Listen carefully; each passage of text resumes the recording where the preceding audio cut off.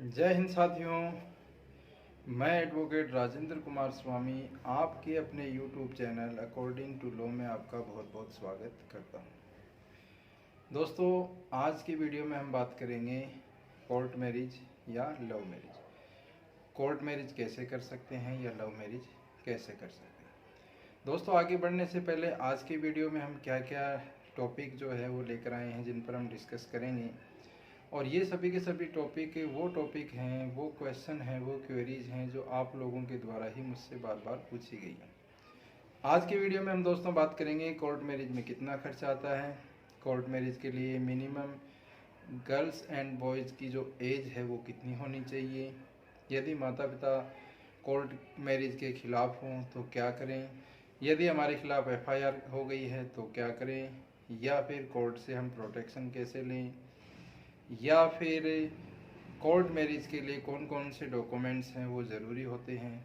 और सबसे जो मेन चीज़ है आज के वीडियो में हम इस पर भी बात करेंगे कि क्या एक विदेशी लड़की या लड़के से एक भारतीय शादी कर सकता है, और कर सकता है तो उसका प्रोसीजर क्या होगा, उनके लिए किन किन डॉक्यूमेंट्स की ज़रूरत होगी।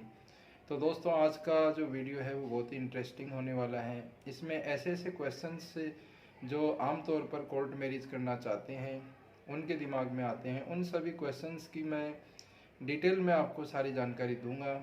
दोस्तों, आपने अभी तक आपके अपने YouTube channel according to law को यदि सब्सक्राइब नहीं किया है तो दोस्तों इसे सब्सक्राइब ज़रूर कीजिए, और आप हमें कमेंट ज़रूर किया कीजिए कि आपको वीडियो देखकर कैसा लगा, और क्या क्या ऐसी चीज़ें हैं जो अभी भी इस वीडियो में नहीं आ पाई और वो जानना चाहते हैं। तो किसी भी प्रकार की फ्री लीगल एडवाइस के लिए आप सुबह 8 से शाम को 8 बजे तक मेरे कॉन्टैक्ट नंबर पर आप मुझसे संपर्क कर सकते हैं।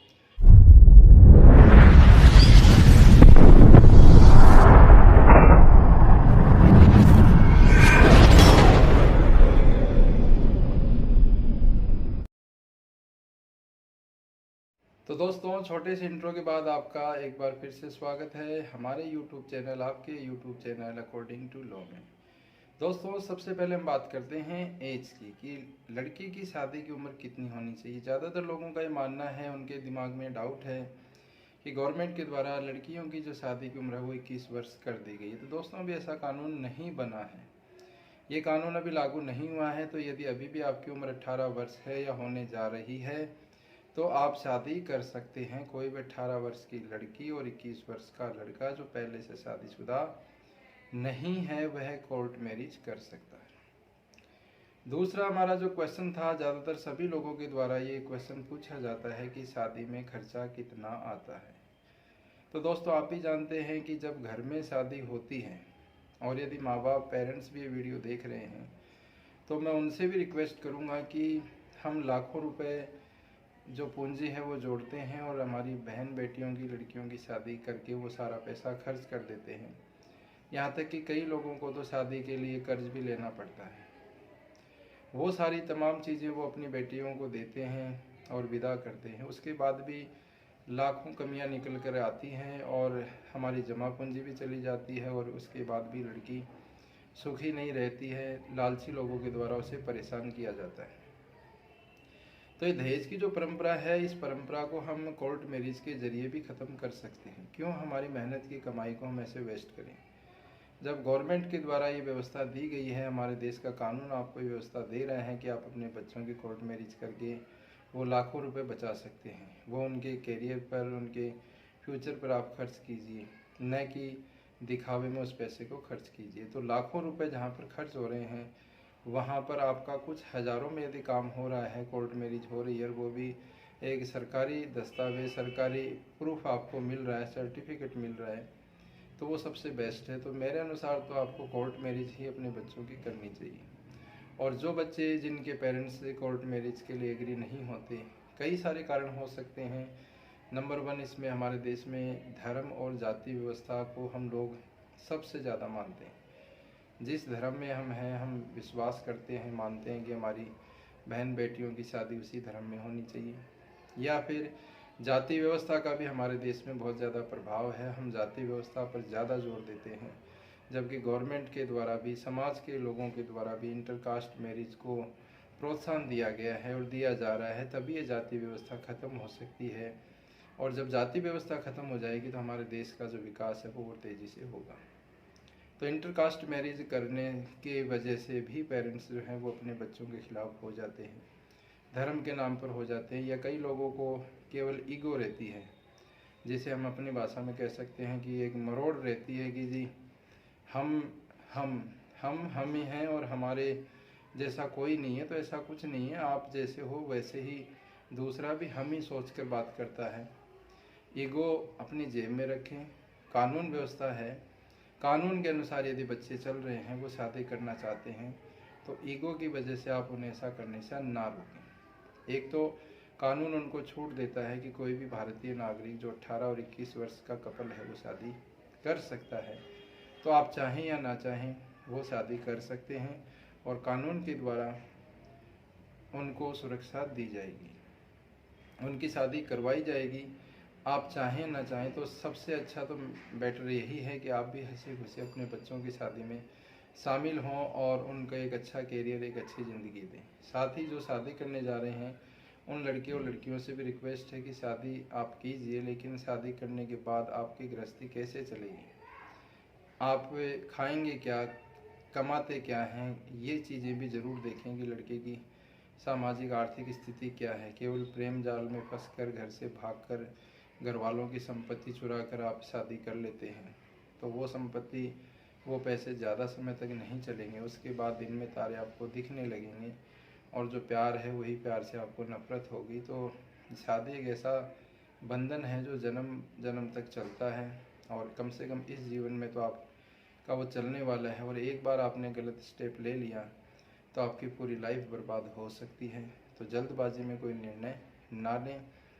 तो आज के इस वीडियो में हमने 2 बातें अभी तक की कि एज कितनी होनी चाहिए, और यदि माता पिता नहीं मानते हैं तो क्या आप शादी कर सकते हैं या नहीं। तो आप शादी कर सकते हैं, लीगली आपको ये कानून जो है सुविधा देता है। लीगली रूप से भारत का कोई भी नागरिक शादी कर सकता है। तीसरा क्वेश्चन इसमें ले सकते हैं कि शादी करने के लिए मिनिमम जो एज है, इसके अलावा और क्या क्या चीज़ों की रिक्वायरमेंट होती है।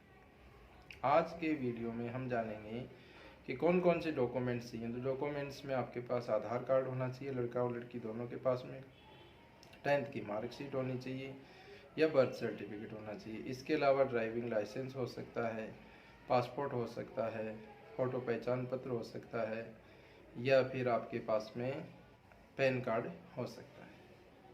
इनके अलावा दोस्तों आपके पास में 2 विटनेस होने चाहिए। दोनों विटनेस की भी एज प्लस एड्रेस प्रूफ उनके पास में ओरिजिनल होना चाहिए। ये सभी एज प्रूफ और एड्रेस प्रूफ जो हैं, जब भी आपकी शादी होगी तो मजिस्ट्रेट साहब के सामने या रजिस्ट्रार साहब के सामने आपको दिखाने होंगे। 2 विटनेस होंगे जो आपकी गवाही देंगे।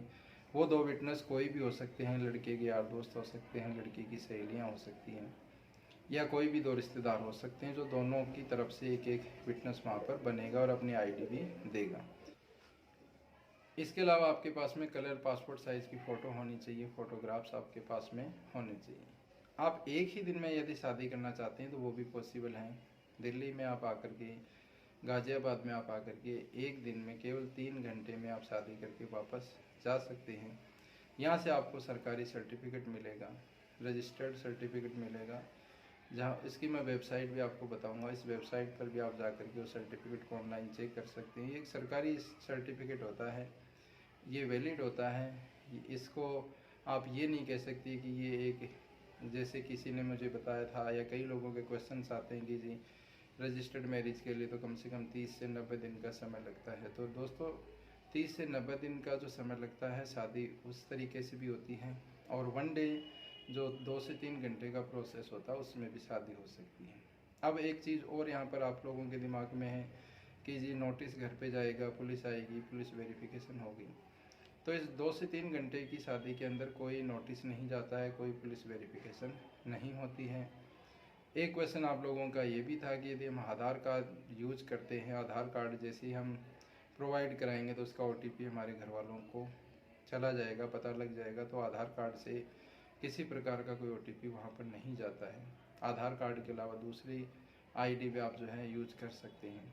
ये एक लीगली प्रोसेस है। जब भी आप शादी करेंगे तो जिस भी धर्म को मानते हैं, जो भी आपके रिचुअल्स हैं, परंपराएं हैं, उनके अनुसार, यदि हिंदू हैं तो आर्य समाज में, मुस्लिम हैं तो आपका जो निकाहनामा होगा वो सबसे पहले बनेगा। इसके अलावा सिख हैं तो गुरुद्वारे में। जो भी धर्म आप मानते हैं उस धर्म के अनुसार आपकी शादी होगी और वहाँ से एक सर्टिफिकेट मिलेगा। वह सर्टिफिकेट प्लस शादी के फ़ोटोग्राफ लग करके आपकी शादी को रजिस्टर्ड करवाया जाएगा।